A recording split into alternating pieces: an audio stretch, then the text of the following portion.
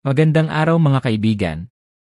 Dito sa aking channel kung saan ang bawat kwento ay punong-puno ng kilig, iyak, at pag-ibig.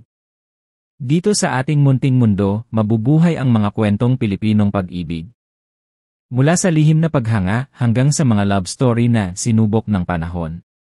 Kung gusto mo ng mga kwentong makakakurot sa puso at makakapagpasaya sa iyo, kahit saglit nandito ka sa tamang lugar, pero bago ang lahat, huwag kalimutan mag-like, mag-comments, mag-subscribe, at share. Tara! Simulan natin ang kwento ng pag-ibig. Kabanata 13, ang lihim ay lalabas. Tensyonado, mabagal, tila sumasabog ang hinanakit. May mga lihim na tinatago para protektahan ang damdamin.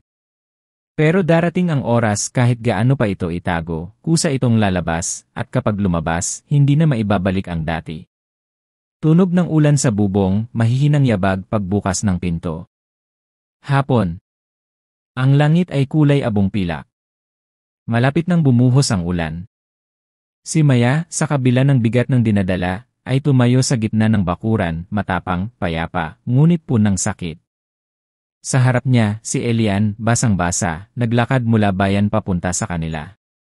Sa likod ng lalaki, si Lyra, sumunod, hindi dahil sa pag-ibig, kundi dahil gusto niyang mapanindigan ang paninira na siya mismo ang nagsimula. Maya, sabay sambit ni Elian at Lyra. Ngunit tumigil si Maya. Itinaas niya ang palad. Ako muna. Tumingin siya kay Elian. Diretso. Walang luha, pero ramdam ang bigat ng mga taon. Alam ko na ang totoo. Alam ko na ang halik. At alam ko na rin na sa gitna nating tatlo, ako ang sobra. Maya. Hindi pa ako tapos. Huminga ng malalim si Maya, hawak ang kanyang tiyan. Ang anak na to hindi aksidente. Bunga siya ng pagmamahal.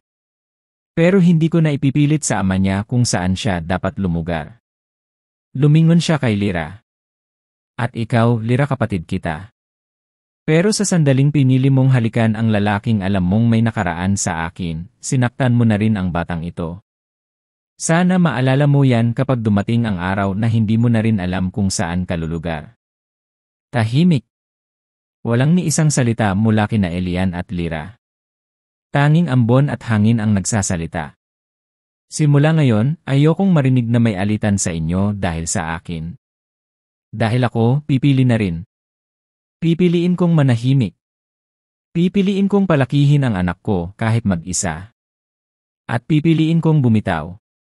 Tumalikod si Maya, pumasok sa bahay, iniwan ang dalawang taong ngayon lang nagising sa bigat ng kanilang mga ginawa.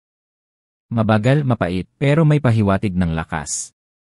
May mga babaeng hindi kailangang sigawan ang katotohanan sapagkat ang paninindigan nila ay mas malakas kaysa sa anumang paliwanag. Ngayon nagpasya na si Maya ngunit ang mundo ay hindi pa tapos sa kanya. Sa Kabanata 14 na, ang pagbabalik ni Elian, may paghabol, may pagsisisi, at tanong kung may natitira pa bang pag-asa. Like, comment, at subscribe para sa susunod na kabanata ng Sa Gitna ng Lupa at Langit.